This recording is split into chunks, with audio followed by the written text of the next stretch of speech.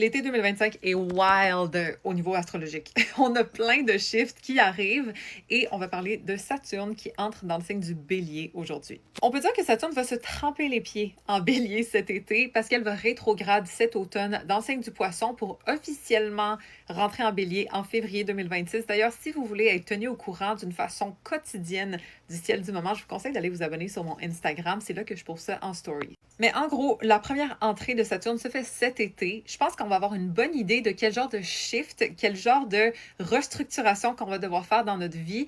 Mais la façon plus officielle va probablement être au courant du printemps 2026 dans le coin de février. Saturne, c'est la planète des responsabilités. En passant, c'est la planète de la maturation, de la consolidation, de la restructuration. Tout ce qu'elle touche, elle va venir solidifier. Parfois, elle éprouve un peu pour voir si ça chambranle ou non, mais c'est toujours ultimement pour rendre le tout plus solide. Sachant qu'elle va être en bélier, c'est quoi qu'on va tester, qu'on va éprouver, qu'on va devoir solidifier? Notre individualité, notre courage, oser prendre des risques, oser s'assumer. Donc ici, ça va être le courage d'être soi-même, de discipliner notre prise d'action, notre autonomie, notre individualité.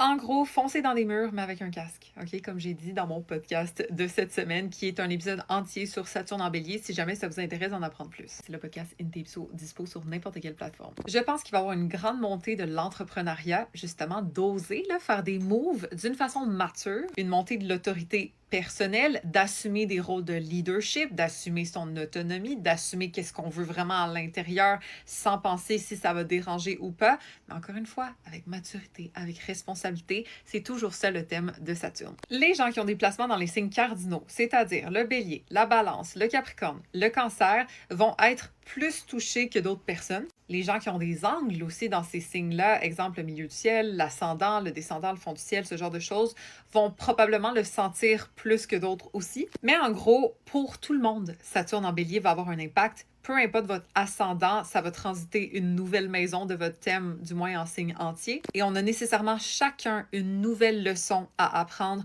un nouveau domaine de vie à restructurer ou à solidifier. D'ailleurs, dans la diète mentale de cette semaine, on a un atelier entier là-dessus, OK? Où est-ce qu'on parle personnellement, ce transit-là va impacter comment votre vie. Je vous donne des conseils, je vous donne les leçons que Saturne est censé vous apprendre. C'est dispo dans mon lien en bio au besoin. Mais laissez-moi savoir, est-ce que vous êtes excité de ce transit-là? Est-ce que vous avez peur de ce transit-là? Est-ce que vous avez des placements dans les signes cardinaux, balance, bélier, cancer, capricorne ou non? Dans les commentaires. Mais perso, je suis très excitée. Je pense que ça va vraiment nous aider à structurer nos élans, à prendre des initiatives qui sont responsables. Ça me parle. Si vous aussi, laissez-le moi savoir et puis follow pour plus d'astro.